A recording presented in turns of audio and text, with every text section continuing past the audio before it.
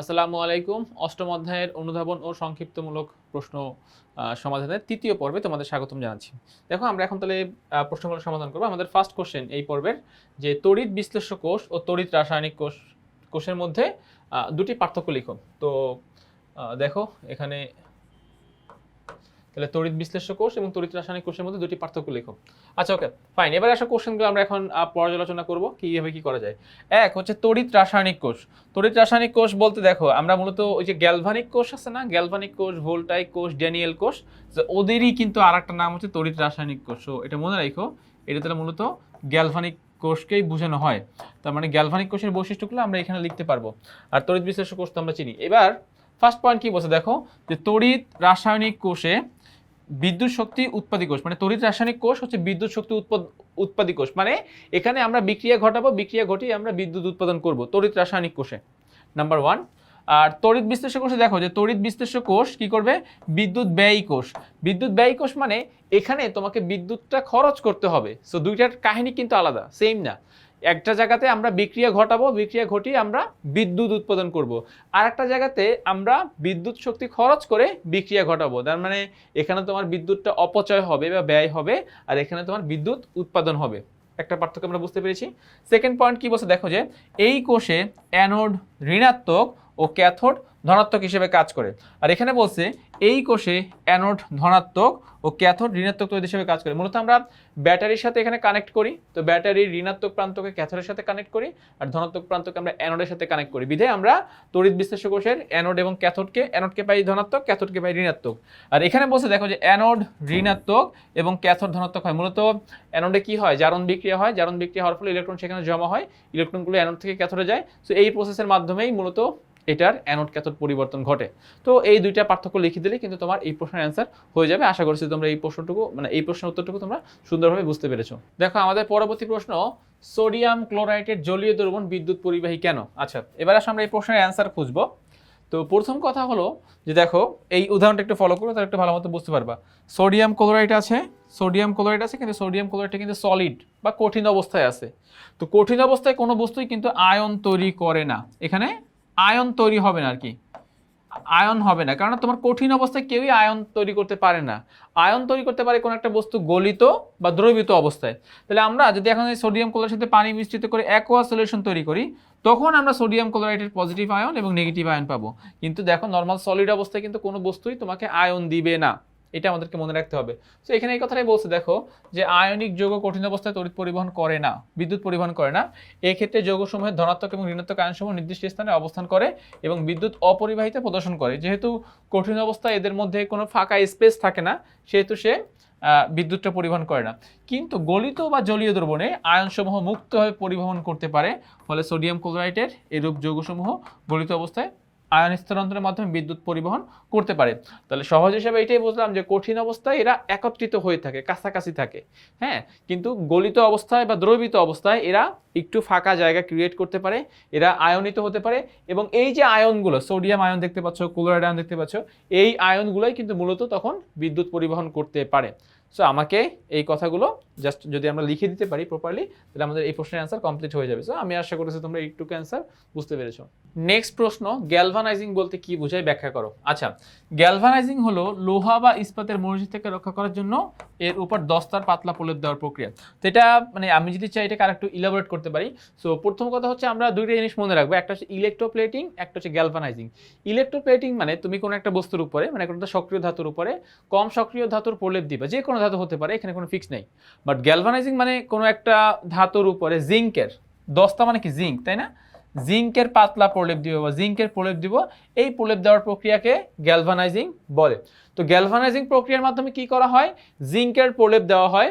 Zinc সহজেই কোনো একটা বস্তুর সাথে, বলতে কোনো অক্সিজেন, জলীয় বাষ্পের সাথে সহজেই বিক্রিয়া অংশগ্রহণ করে না, সহজে করে না। তো যেহেতু আমরা জিঙ্কের প্রলেপ দিলে লোহার তৈরি যে জিনিসপত্রগুলো আছে সেগুলো সরাসরি বাতাসের সংস্পর্শে আসতে পারবে না, তাই আমরা কোনো একটা বস্তুর উপরে যখন জিঙ্কের প্রলেপ দিই তখন সেই প্রসেসটাকে বলা হয় গ্যালভানাইজিং। এবং এই গ্যালভানাইজিং প্রক্রিয়ার মাধ্যমেও কিন্তু আমরা কোনো একটা সক্রিয় ধাতুর ক্ষয়রোধ করতে পারি, অর্থাৎ এটাকে যেন বাতাসের অক্সিজেন, জলীয় বাষ্প যেন সহজেই এর সংস্পর্শে না এসে বিক্রিয়ায় অংশগ্রহণ করতে যেন না পারে, সেদিকে আমরা খেয়াল রাখতে পারি। সো গ্যালভানাইজিং মানেই বোঝানো হয় কোনো একটা ধাতুর উপরে জিঙ্কের প্রলেপ দিয়ে সেই ধাতুকে ক্ষয় রোধ করা। ব্যাস এইটুকু অ্যান্সার লিখলে আমাদের হয়ে যাবে।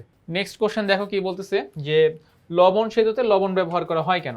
আচ্ছা, এইটার শুরুতে আমরা লবণ সেতু সংজ্ঞাটা দিলাম। লবণ সেতুতে বুঝোই যে অ্যানোড এবং ক্যাথোডের মধ্যে যে সংযোগ দেওয়ার জন্য যে বাঁকা কাঁচনলের মানে বাঁকা কাঁচনল ব্যবহার করি সেটাকে আমরা লবণ সেতু বলতেছি। এখন লবণ সেতুর অনেকগুলা অ্যাপ্লিকেশন থাকলেও লবণ ব্যবহার করার মূলত একটা মেজর রিজন, সেই রিজনটাকে দেখো এখানে যেটা বলতেছে যে অ্যামোনিয়াম ক্লোরাইড বা পটাশিয়াম ক্লোরাইড। সো লবণ সেতুর পটাশিয়াম ক্লোরাইড তুমি নিচ্ছ, পটাশিয়াম ক্লোরাইডকে আয়নিত করলে পটাশিয়াম প্লাস আর ক্লোরিন কি হয় মাইনাস, পটাশিয়াম প্লাস আর ক্লোরিন মাইনাস। এখন এই পটাশিয়াম প্লাস খেয়াল করো, পটাশিয়াম প্লাস আমাদের কিন্তু দুইটা দ্রবণ, গ্যালভানিক কোষে দুইটা দ্রবণ, একটা হচ্ছে অ্যানোড দ্রবণ আর একটা হচ্ছে ক্যাথোড দ্রবণ। সো এই অ্যানোড দ্রবণে পটাশিয়াম প্লাস কি করে, অ্যানোড দ্রবণে পটাশিয়াম প্লাস না, আচ্ছা এটা তাহলে আমি করে দিই, চেঞ্জ করে দিই। দেখো এই পটাশিয়াম প্লাস যাবে ক্যাথোড দ্রবণে, কেননা ক্যাথোড দ্রবণে তোমার নেগেটিভ আয়ন বেড়ে যায়, সালফেট আয়ন বেড়ে যায়, আর ক্লোরিন যাবে তোমার অ্যানোড দ্রবণে, কারণ অ্যানোড দ্রবণে জিঙ্ক বেড়ে যায়। তাহলে এই যে লবণ সেতুর যে লবণ, সেই লবণ তো একটা আয়নিক যৌগ, সেখানে পজিটিভ নেগেটিভ প্রান্ত অবশ্যই থাকবে। তাহলে আমার অ্যানোড দ্রবণে যেহেতু পজিটিভ আয়ন বেড়ে যাচ্ছে, জিঙ্কের কথা বলো বা অন্য যার কথাই বলো না কেন, অ্যানোড দ্রবণে পজিটিভ আয়ন বেড়ে যাওয়াতে লবণ সেতুর নেগেটিভ আয়ন সেখানে গিয়ে কি হয়, চার্জ মানে যে এক্সট্রা যে পজিটিভ চার্জগুলো তৈরি হয়েছে সেই এক্সট্রা পজিটিভ চার্জগুলোর সাথে নেগেটিভ আয়নগুলো যুক্ত হয়ে লবণ মানে অ্যানাদার যৌগ তৈরি করতে পারে। মানে পজিটিভ আয়নটাকে রিমুভ করতে আমরা লবণ সেতু থেকে নেগেটিভ আয়ন পাঠাই। আবার ক্যাথোড তড়িৎদ্বারে নেগেটিভ আয়নের মান বেড়ে যায়, ফলে সেখানে আমরা পটাশিয়াম বা পটাশিয়ামের মতো অন্য কোনো পজিটিভ আয়নকে সেখানে পাঠানো হয়। তাহলে এই পটাশিয়াম এবং নেগেটিভ আয়ন মিলে কি হয়, এটাকে নিউট্রালাইজেশন করে দেয়। সেটাই বলতেছে দেখো যে বিপরীত আয়ন সরবরাহ করে কোষের উভয় তড়িৎদ্বারের আয়নের সমতা বিধান করে। আয়নের সমতা বিধান করে মানে বোঝানো হচ্ছে যে যদি কোথাও পজিটিভ আয়ন বেড়ে যায় সেখানে আমরা লবণ সেতুর নেগেটিভ আয়ন পাঠাবো, আর যদি কোথাও নেগেটিভ আয়ন বেড়ে যায় সেখানে আমরা লবণ সেতুর পজিটিভ আয়ন পাঠাবো। আচ্ছা, এবং তড়িৎ প্রবাহ বজায় রাখে, অর্থাৎ লবণ সেতু সাপ্লাই দেওয়ার মাধ্যমে তারা তড়িৎ প্রবাহ বজায় রাখে। তাই দেখো, তাই লবণ সেতুতে অ্যামোনিয়াম ক্লোরাইড হতে পারে, পটাশিয়াম ক্লোরাইড হতে পারে, ইভেন চাইলে তুমি সোডিয়াম ক্লোরাইডও নিতে পারো। ঠিক আছে, সোডিয়াম ক্লোরাইড প্রভৃতি লবণ ব্যবহার করা হয়। বেশ, তাহলে আমরা লবণ সেতুর মূল কাজটা কি সেটা মূলত এখানে ব্যাখ্যা করতে পেরেছি। আশা করছি তোমরা এই প্রশ্নের অ্যান্সার বুঝতে পেরেছো। দেখো আমাদের পরবর্তী কোশ্চেন, যে শুষ্ক কোষে বা ড্রাই সেলে ম্যাঙ্গানিজ ডাইঅক্সাইড জারক হিসেবে ক্রিয়া করে ব্যাখ্যা করো। আচ্ছা ফাইন, তো জারক মানে কি বলতো? জারক মানে যারা ইলেকট্রন গ্রহণ করে, যারা ইলেকট্রন গ্রহণ করে। তাহলে শুষ্ক কোষে ম্যাঙ্গানিজ ডাইঅক্সাইডের ভূমিকা কি? ম্যাঙ্গানিজ ডাইঅক্সাইড ইলেকট্রন গ্রহণ করে সে জারকের ভূমিকা পালন করবে। এবারে এখন আমরা এই মূল বিক্রিয়াটা দেখব। তো এখানে মূল বিক্রিয়া কি হয় দেখো, নর্মালি এই যে 2NH4+ চিন্তা করো, 2NH4+ plus manganese dioxide plus 2 electron বিক্রিয়া করে 2NH3 ডাইম্যাঙ্গানিজ ডাইঅক্সাইড এবং পানি উৎপন্ন হচ্ছে। সো এটা নর্মালি আমরা ড্রাই সেলের যে সামগ্রিক যে বিক্রিয়াটা আছে, সামগ্রিক বিক্রিয়া না, মূলত এটা ড্রাই সেলের ক্যাথোডের বিজারণ বিক্রিয়া। আমরা যদি বলি এটা ক্যাথোডের বিজারণ বিক্রিয়া। এবার যেই জায়গাতে আমরা ফোকাস করব, খেয়াল করো, যেটা মানে মূলত যে অ্যান্সারটা আমাদের দিতে হয়, ম্যাঙ্গানিজ ডাইঅক্সাইডে ম্যাঙ্গানিজের জারণ মান কত? দেখো দুইটা অক্সিজেন, তাহলে দুইটা অক্সিজেন -2 × 2, তার মানে কত হবে? -4 হবে। দুইটা অক্সিজেন হবে -4। তাহলে ম্যাঙ্গানিজের আকার কত হতে হবে? ম্যাঙ্গানিজের আকার হতে হবে +4। তার মানে এই জায়গাতে ম্যাঙ্গানিজের জারণ মান +4। এবারে আসো এইখানে তিনটা অক্সিজেন, তার মানে কি -2 × 3 = কত হবে? -6। -6কে ডিভাইড করো 2 দিয়ে, -6কে ডিভাইড যদি 2 দিয়ে করি তাহলে সেটা কত হচ্ছে? +6 বা +3। যেহেতু ম্যাঙ্গানিজ পজিটিভ হতে হবে সেহেতু ম্যাঙ্গানিজ হচ্ছে +3। এবারে তাহলে এই দুই জায়গায় ফোকাস করো তো, বিক্রিয়কে ম্যাঙ্গানিজের জারণ মান +4 আর উৎপাদে ম্যাঙ্গানিজের জারণ মান +3। তাহলে পজিটিভ চার্জের মান কমছে না? +4 থেকে যদি কেউ +3 হতে চায় তার কি করতে হবে? ইলেকট্রন গ্রহণ করতে হবে, তার ইলেকট্রন গ্রহণ করতে হবে। সো সে যেহেতু ইলেকট্রন গ্রহণ করছে, আর আমরা জারকের সংজ্ঞায় বলতেছি যারা ইলেকট্রন গ্রহণ করে এদেরকে আমরা কি বলি? এদেরকে আমরা বিজারক বলি। তাই শুষ্ক কোষে ম্যাঙ্গানিজ ইলেকট্রন গ্রহণ করার মাধ্যমে সে তার জারক ধর্মের যেই বৈশিষ্ট্য, সেই বৈশিষ্ট্য প্রদান করে। এই জন্য আমরা বলি যে শুষ্ক কোষে ম্যাঙ্গানিজ ডাইঅক্সাইড জারক হিসেবে ক্রিয়া করে। সো আশা করছি এই প্রশ্নের অ্যান্সারটা তোমরা প্রপারলি বুঝতে পেরেছো।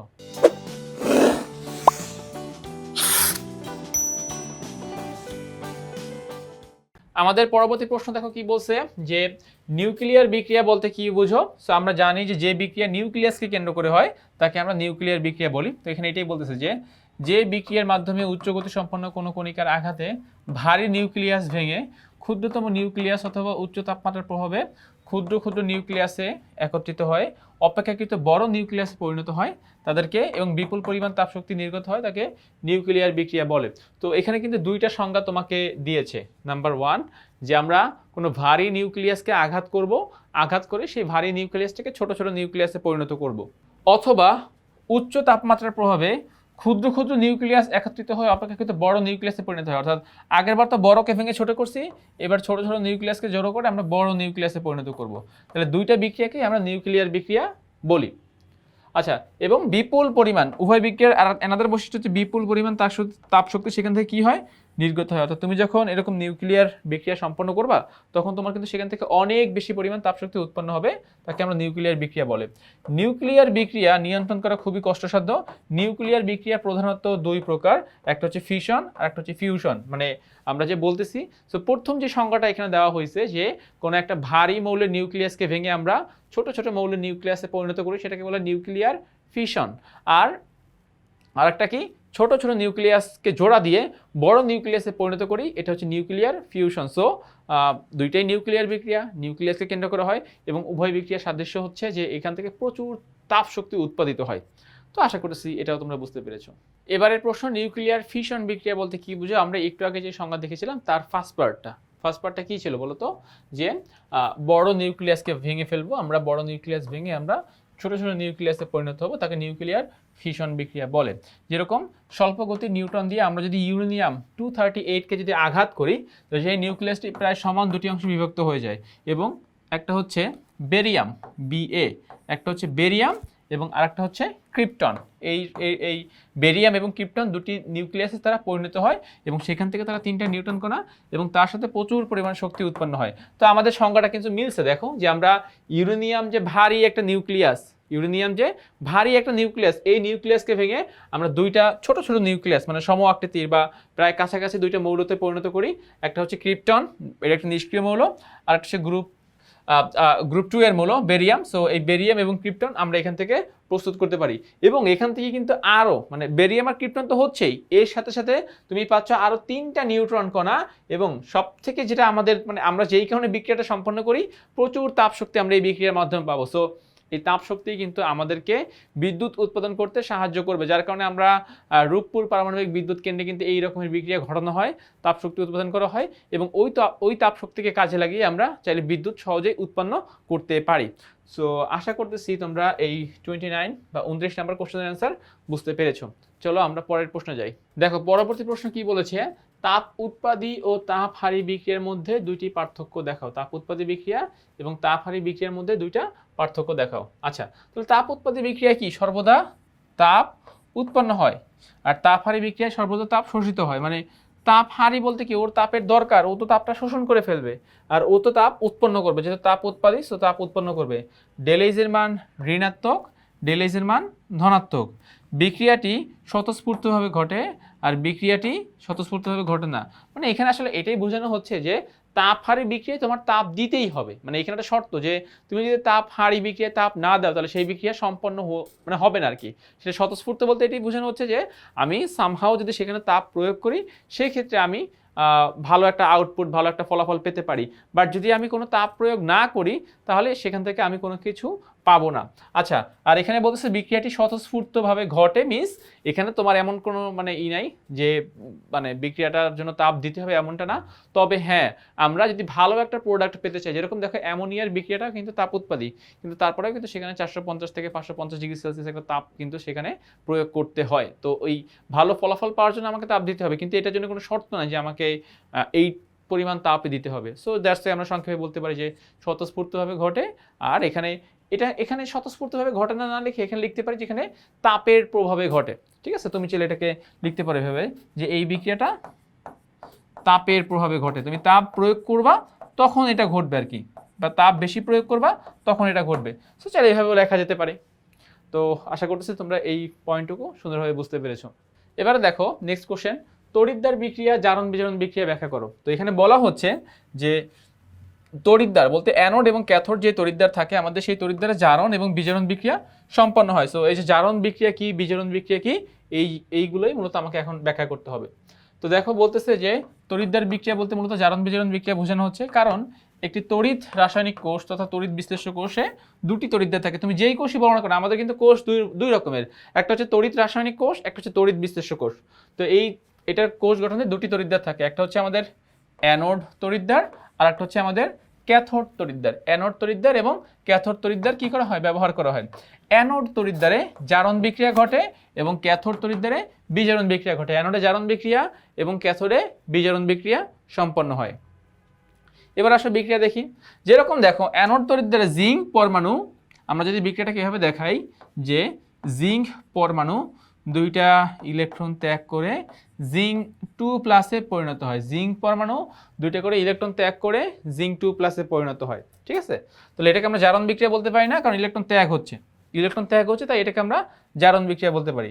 ক্যাথোড তড়িৎদ্বারের বিজারণ বিক্রিয়াটা কি? বিজারণ বিক্রিয়া হচ্ছে এরকম দেখো, ক্যাথোড দ্রবণে কপার 2+ আয়ন, ক্যাথোড দ্রবণে কপার 2+ আয়ন দুইটা করে ইলেকট্রন গ্রহণ করে কপার ধাতুতে পরিণত হবে। ক্যাথোড তড়িৎদ্বারে কপার 2+ আয়ন দুইটা করে ইলেকট্রন ত্যাগ করে কপার 2+ আয়ন দুইটা করে ইলেকট্রন গ্রহণ করে কপারে পরিণত হবে, মূলত এখানে গ্রহণ করা হবে। তো একটাতে জারণ হচ্ছে ইলেকট্রন ত্যাগ, আর এখানে হচ্ছে বিজারণ ইলেকট্রন গ্রহণ। তো এই কথাগুলো আমাকে ব্যাখ্যা করতে বলতেছে যে তোমার তড়িৎদ্বার বিক্রিয়া আইদার জারণ হবে আর না হয় বিজারণ হবে। তো অ্যানোড সবসময় জারণ বিক্রিয়া সম্পন্ন করে, কারণ অ্যানোডে সাধারণত অ্যানায়নরা যায়, গিয়ে চার্জ মুক্ত হয়, আর ক্যাথোডে ক্যাটায়নরা যায়, গিয়ে চার্জ মুক্ত হয়, সেখানে বিজারণ বিক্রিয়া সম্পন্ন হবে। সো অ্যানোডে জারণ, ক্যাথোডে বিজারণ বিক্রিয়া সম্পন্ন হবে। এই প্রশ্নই আমি যদি বিক্রিয়া সহ দেখাতে পারি, এনাফ আমার 2 মার্কসের জন্য, সেটা অনুধাবনেই আসুক বা সংক্ষিপ্ত প্রশ্নতেই আসুক। তো আমরা যাবো এবার আমাদের নেক্সট প্রশ্নে। আমাদের পরবর্তী প্রশ্ন, পানির তড়িৎ বিশ্লেষণ বলতে কি বুঝে ব্যাখ্যা করা, অর্থাৎ বিশুদ্ধ আমরা যে পানিকে তড়িৎ বিশ্লেষিত করি বা বিশ্লেষণ ঘটাই পানির, এর ফলে কি কি বিক্রিয়া উৎপন্ন হয় সেটা আমাদেরকে ব্যাখ্যা করতে বলেছেন। তো আসলে আমরা এই প্রশ্নের অ্যান্সারটা এখান থেকে বুঝবো এইভাবে যে ফার্স্টে তুমি চিন্তা করো, বিশুদ্ধ পানি কিন্তু সাধারণত আয়নিত হয় না। বিশুদ্ধ পানি বা আয়নিত হলেও কম পরিমাণে আয়নিত হয়। তো এখন বিশুদ্ধ পানির যে আয়ন বিশুদ্ধ পানি থেকে যে আমি আয়ন তৈরি করব, এজন্য আমাকে অবশ্যই বিশুদ্ধ পানিতে সালফিউরিক অ্যাসিড যোগ করা হয়। সালফিউরিক অ্যাসিড যোগ করার মাধ্যমে বিশুদ্ধ পানির যে বিয়োজন মাত্রা, সেই বিয়োজন মাত্রা বৃদ্ধি করা যায়। অর্থাৎ সালফিউরিক অ্যাসিড যোগ করলে আমাদের সেখান থেকে হাইড্রোজেন আয়ন এবং হাইড্রোক্সিল আয়ন তৈরি হবে। আচ্ছা, এখন আমরা পানির তড়িৎ বিশ্লেষণের সময় সবসময় 4 অণু পানি নিয়ে কাজ করি। 4টা পানির অণু নেওয়া হয়। এখন আমরা সেটা এক্সপ্লেন করব। তো তুমি যদি 4 অণু পানি নাও, তাহলে তুমি হাইড্রোজেন আয়ন পাবে কয়টা? 4টা। হাইড্রোক্সিল আয়ন পাবে কয়টা? 4টা। সো 4 অণু পানি নিলে 4টা হাইড্রোজেন আয়ন, 4টা হাইড্রোক্সিল আয়ন তৈরি করা হয়। এখন এটা কি আমার বলো তো? এটা আমার ক্যাটায়ন এবং এটা কি আমার? এটা আমার অ্যানায়ন। সো অ্যানোডের জারণ বিক্রিয়া। আচ্ছা, সো 4টা হাইড্রোক্সিল মূলক 4টা ইলেকট্রন ত্যাগ করে কি হবে? 4টা OH, জাস্ট এখানে এভাবে চিন্তা করো যে 4টা OH মাইনাস, তার মানে কি এখানে 4টা ইলেকট্রন বেশি আছে। তুমি যদি সেই বেশি ইলেকট্রনগুলোকে ত্যাগ করে দাও, তুমি পাবে কি? 4টা অক্সিজেন পরমাণু, 4টা হাইড্রোজেন পরমাণু। তো 4টা অক্সিজেন এবং 4টা হাইড্রোজেন পরমাণু থেকে দেখো আমরা 2 অণু পানি প্লাস 1 অণু অক্সিজেন গ্যাস তৈরি করতে পারি। 2 অণু H2O প্লাস 1 অণু অক্সিজেন গ্যাস আমরা তৈরি করতে পারি। এটাকে বলা হয় অ্যানোডের জারণ বিক্রিয়া। ক্যাথোডের বিজারণ বিক্রিয়া কি হবে? দেখো ক্যাথোডের বিজারণ বিক্রিয়ায় এই যে হাইড্রোজেন আয়নগুলো আছে, সেই হাইড্রোজেন আয়নগুলো ইলেকট্রন গ্রহণ করবে। ইলেকট্রন গ্রহণ করে হাইড্রোজেন গ্যাসে পরিণত হবে। ওকে, তো তাইলে আমাদের মোরাল এই বিক্রিয়ার সামারি কি, যে অ্যানোডে আমরা অক্সিজেন গ্যাসের বুদবুদ দেখতে পাবো, আর ক্যাথোড তড়িৎদ্বারে আমরা হাইড্রোজেন গ্যাসের বুদবুদ দেখতে পাবো। সো বিশুদ্ধ পানির পানির তড়িৎ বিশ্লেষণের মূল সামারি হলো এটা, যে এখানে আমরা অ্যানোড এবং ক্যাথোডে বিভিন্ন রকম বিক্রিয়া সম্পন্ন করার ফলে আমরা অক্সিজেন গ্যাস এবং হাইড্রোজেন গ্যাস, অ্যানোড এবং ক্যাথোডে অক্সিজেন গ্যাস এবং হাইড্রোজেন গ্যাস আমরা দেখতে পাবো। এইটুকু কথা লিখে দিলেই আমাদের অ্যান্সারটা হয়ে যাবে। যাচ্ছি আমরা পরবর্তী প্রশ্ন। দেখো কি বলছে এখানে, যে KCl তীব্র তড়িৎ বিশ্লেষ্য ব্যাখ্যা করো। আচ্ছা, তীব্র তড়িৎ বিশ্লেষ্য মানে কি বলতো? তীব্র তড়িৎ বিশ্লেষ্য মানে যে সকল পদার্থ গলিত অবস্থায় বা দ্রবীত অবস্থায় 100% আয়নিত হয়, এদেরকে বলা হয় তীব্র তড়িৎ বিশ্লেষ্য পদার্থ। আবার কিছু আছে মৃদু তড়িৎ বিশ্লেষ্য পদার্থ, যেরকম ধরো ইথানোয়িক অ্যাসিড, যে সকল অ্যাসিড দুর্বল ক্ষার, অ্যামোনিয়াম হাইড্রোক্সাইড, এরা হতে পারে। তো এখন দেখো, যেসব পদার্থ দ্রবণে গলিত অবস্থায় সম্পূর্ণরূপে বিয়োজিত হয়, আয়নে পরিণত হয় এবং তড়িৎ পরিবহন করে, তাদেরকে তীব্র তড়িৎ বিশ্লেষ্য বলে আর কি। আচ্ছা, KCl জলীয় দ্রবণে গলিত অবস্থায়, KCl জলীয় দ্রবণে গলিত অবস্থায় কি হয় দেখো। আচ্ছা, গলিত অবস্থায় নিম্নরূপে সম্পূর্ণভাবে আয়নিত হয়ে থাকে পটাশিয়াম প্লাস এবং ক্লোরিন মাইনাস। মানে সহজ হিসাব যে এখানে আমরা পটাশিয়াম ক্লোরাইডকে যদি আমরা ভাগ করি, পটাশিয়াম ক্লোরাইডকে আমরা ভাগ করলে পটাশিয়াম প্লাস এবং ক্লোরিন মাইনাস এরকম আমরা কি মানে আয়ন তৈরি করতে পারি। যেহেতু পটাশিয়াম ক্লোরাইড তীব্র তড়িৎ বিশ্লেষ্য পদার্থ, জলীয় দ্রবণে 100% আয়নিত হয়, তাই পটাশিয়াম ক্লোরাইডকে তীব্র তড়িৎ বিশ্লেষ্য পদার্থ বলা যায়। তোমরা ব্যাখ্যায় এই টাইপের কথাগুলো লিখে দিলে তোমাদের অ্যান্সার অ্যাপ্রোপ্রিয়েট হয়ে যাবে। সো আমি আশা করব তোমরা এইটুকু অ্যান্সার প্রপারলি বুঝতে পেরেছো। তো এই পর্বের যতগুলো প্রশ্ন ছিল সমস্ত প্রশ্নগুলোই আমরা কমপ্লিট করতে পেরেছি, যেটা আমি আশা করছি তোমরা বুঝতেছো। সো আজ এ পর্যন্তই, নতুন কোনো পর্বে আবার তোমাদের সাথে দেখা হবে।